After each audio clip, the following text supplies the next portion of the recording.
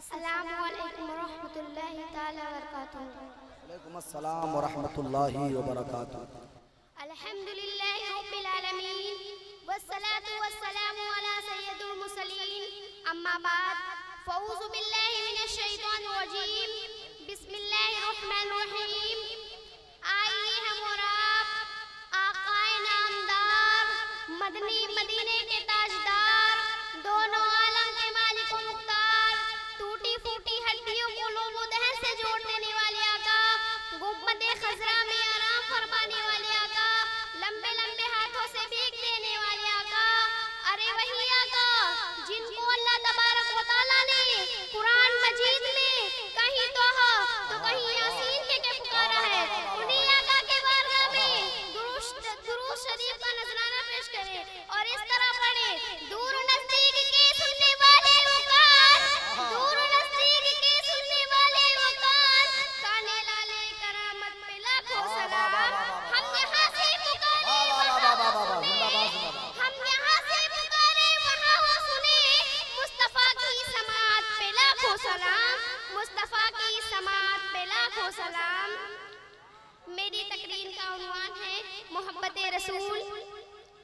हजरत अनस रज़ी अल्लाह ताला अन्हा से मरवी है, रसूल करम सल्लल्लाहु ताला अलैहि वसल्लम ने इरशाद फरमाया, एक शख्स बारगाह नबी में हाजिर हुआ, अर्ज किया, या हबीबी या रसूल अल्लाह, कयामत कब आएगी? सरकार दो आलम सल्लल्लाहु ताला अलैहि वसल्लम इरशाद फरमाया, क्या तूने कयामत की तैयारी कर ली है? तो शख्स ने कहा, या हबीबी या रसूल अल्लाह, मेरे पास नमाजों का ज़ख़ीरा नहीं है। या हबीबी या रसूल अल्लाह, मेरे पास नेकियों का ढेर नहीं है। या हबीबी या रसूल अल्लाह, मेरे पास रोज़ों का अंबार नहीं है।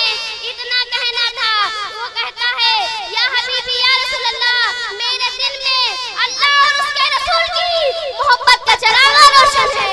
अल्लाह और उसके रसूल की मोहब्बत का चरागा हर चीज से ज्यादा है।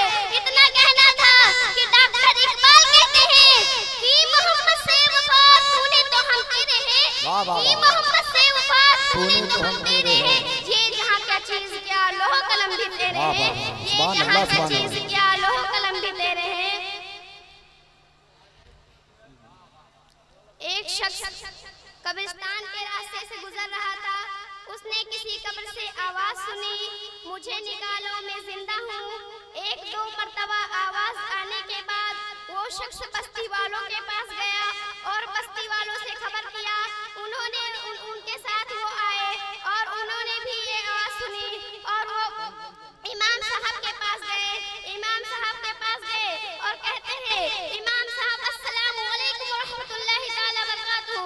इमाम साहब ने कहा, वालेकुम अस्सलाम वरहमतुल्लाहि ताला वबरकातुहू। इमाम साहब ने कहा, कैसे आना हुआ? वो कहते हैं, इमाम साहब ने कब्रिस्तान के रास्ते से गुजर रहा था, किसी कब्र से आवाज आ रही थी, मुझे निकालो मैं जिंदा हूँ। इतना कहना था। वो कहते हैं, तुमको यकीन है तो उस कब्र को खोलो। इतना कहना था। वो लोग कब्रिस्तान गए और कब्रिस्तान जाने के बाद उस कब्र को खोला।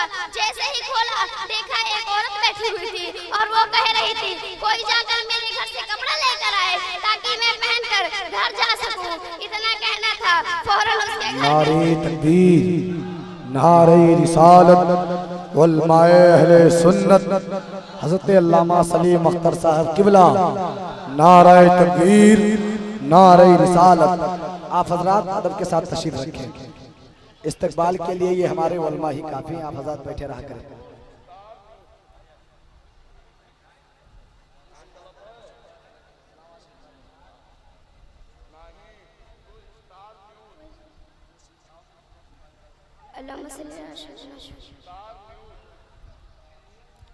और उसके घर गए, कपड़ा लेकर आए, उस कब्र में फेंक दिया।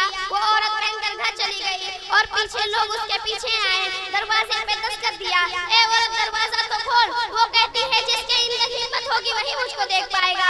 इतना कहना था। लोग अंदर जाने से डरने लगे और पीछे हो गए। दो चार आदमी जिनके दिल मजबूत थे, उन्होंने कहा, दरवाजा खोल मैं अंदर आऊंगा। इतना कहना था। दरवाजा खुलता है, लोग अंदर जाते हैं। जैसे ही जाते हैं, औरत अपने बाल खोलती है। लोगों ने पूछा, औरत तेरे बाल कहाँ गए? वो कहती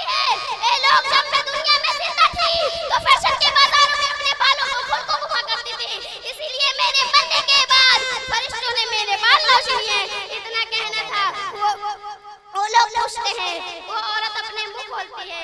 लोगों ने देखा दांत के अलावा कुछ नजर नहीं आ रहा है। लोगों ने पूछा, ए औरत तेरे होंठ कहाँ गए? वो औरत कहती है, ए लोग, जब मैं दुनिया में जिंदा थी तो फैशन के बाजारों में नाली लगाकर घूमा करती थी, इसीलिए मेरे मरने के बाद फरिश्तों ने मेरे होंठ पोंछ लिए। फिर वो अपने नाखून दिखाती है। लोगों ने देखा उसके नाखून नहीं है। लोगों ने पूछा, ए औरत तेरे नाखून कहाँ गए? वो औरत कहती है, ए लोग, जब मैं दुनिया में जिंदा थी तो फैशन के बाजारों में नाखूनों पर नेल पॉलिश लगाकर घूमा करती थी, इसीलिए मेरे मरने के बाद फरिश्तों ने मेरे नाखून नोच लिए। इतना कहना था, वो औरत बेहोश हो जाती है और मर जाती है। लोगों ने उसे उसी कब्र में दफना दिया। अब मैं अपनी तकरीर को यहीं खत्म करना चाहती हूँ। तू जो औरत है तो औरत बन के रहे, तू जो औरत है तो औरत बन के रहे, अपने घर वालों की इज्जत बन के रहे। वमा इल्ला वला सलाम।